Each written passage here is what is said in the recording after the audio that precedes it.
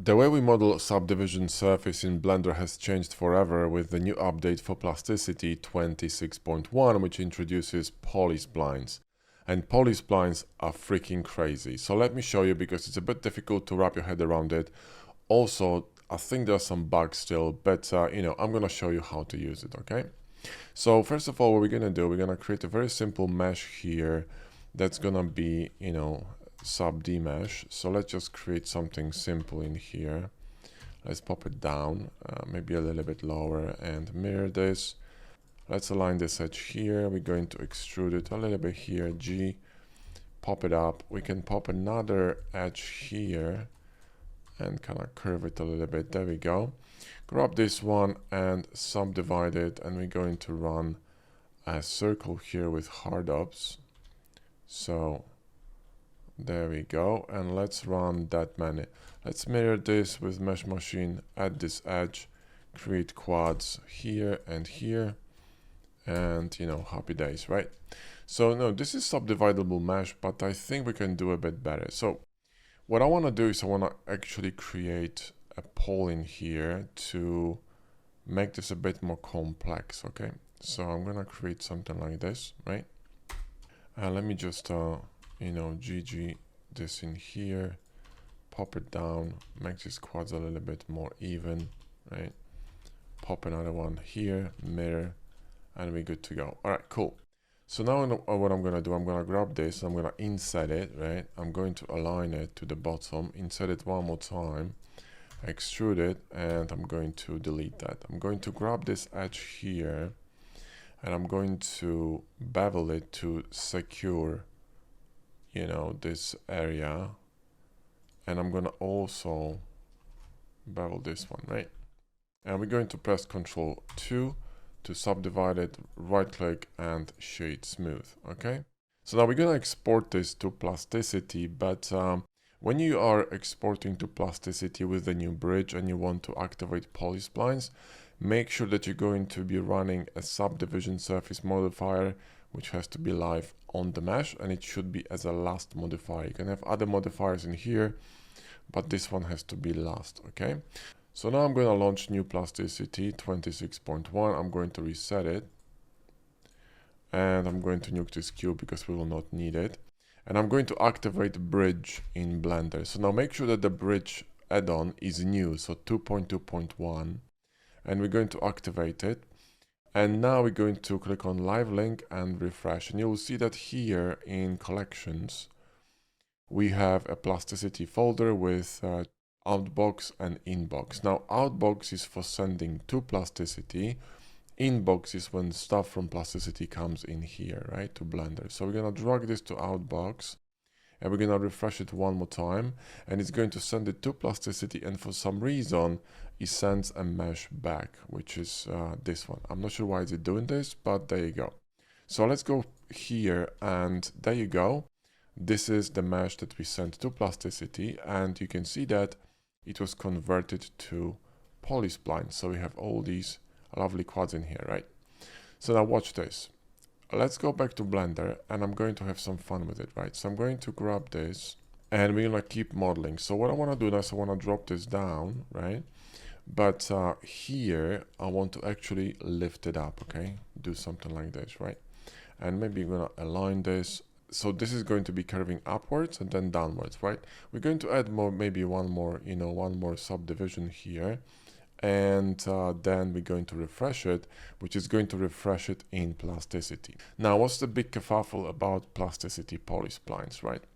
See, the idea of polysplines is that every single connection between edges here, regardless of whether there are poles or not, and here we have a clear pole, right? So we have 1, 2, 3, 4, 5 edges coming out of one vert, and that's a pole. And these areas usually cause the most amount of problems and troubles in subdivision modeling. You need to do stuff like shrink wrapping, etc.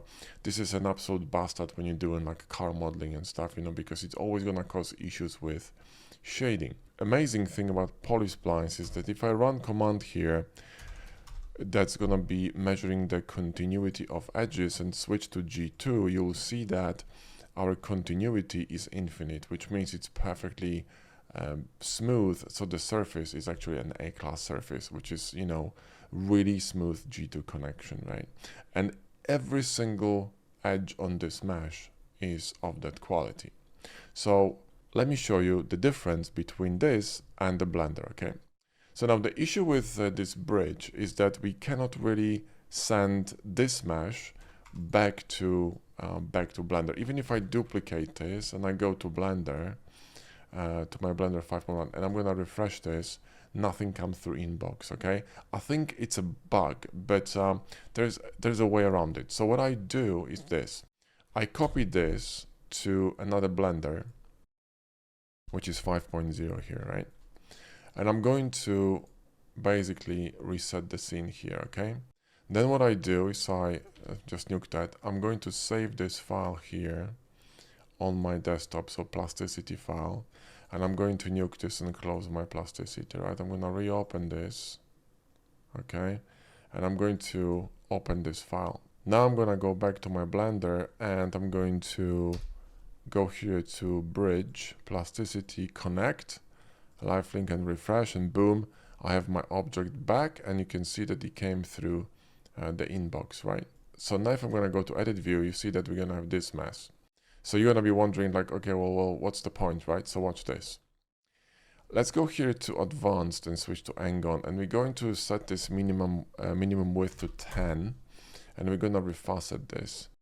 And now we have literally almost the same kind of a topology as we had for this Blender-based mesh, with the exception of these corners. You know, these corners actually have a bit more topology going on here. I don't think we really need it, but let's bring the original mesh here, right?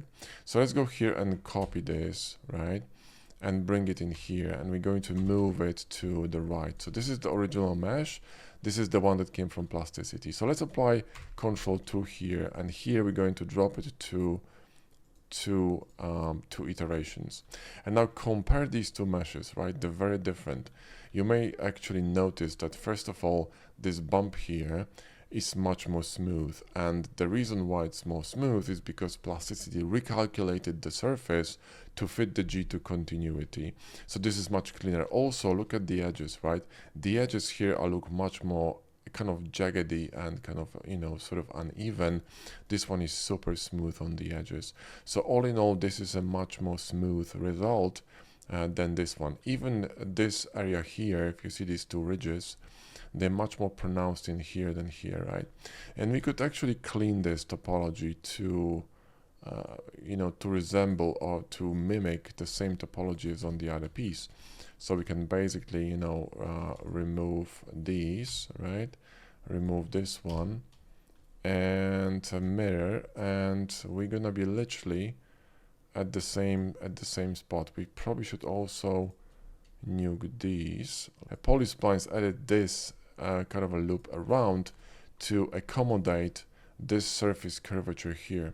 So it literally added, you know, a few more polygons to create smoother connections and transitions between these areas. What you can also do is you can bring mesh from plasticity and you can remesh it using add-ons like, for example, QRemeshify, which is free add-on. You can get it on GitHub or Gumroad, or you can buy the Quad Remesher, which is a very robust add-on created by the guys from ZBrush who created ZRemesher, right?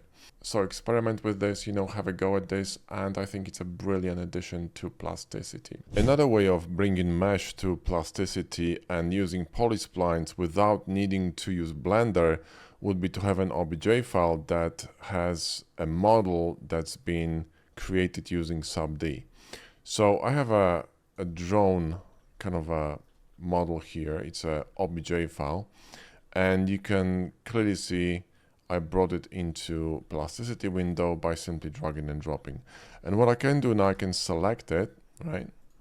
And I can go to polysplines. I can activate them, and they're gonna convert it into this amazing quad mesh. So now I can send it back to Blender through the bridge and keep working on it, or I can keep working on it in here. So I can, for example, go here and, you know, select this edge here in the back. I can close it with patch. I can even select this edge here and, you know, run a bevel on it, etc. And you can keep modeling here using, just regular plasticity tools. And when you're done, you can bring it back to Blender. Now, if you enjoyed this video, then check this video next. It's a video in which I'm going to share with you 10 amazing tips for plasticity. Thanks for watching. I'll see you in the next one.